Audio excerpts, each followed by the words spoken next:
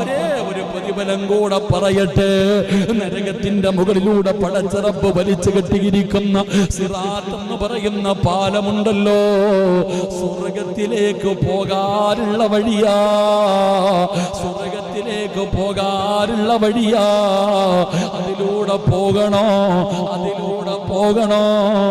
ഈ ആയത്ത് നിത്യമാക്കിയാൽ, ഈ ഖുർആനിലെ ഈ ആയത്താര് നിത്യമാക്കുന്നുണ്ടോ അവന് സിറാത്ത് കടന്ന് സ്വർഗത്തിലെത്താ, അവന് സിറാത്ത് കടന്ന് അല്ലാഹുവിന്റെ സ്വർഗത്തിലെത്താ.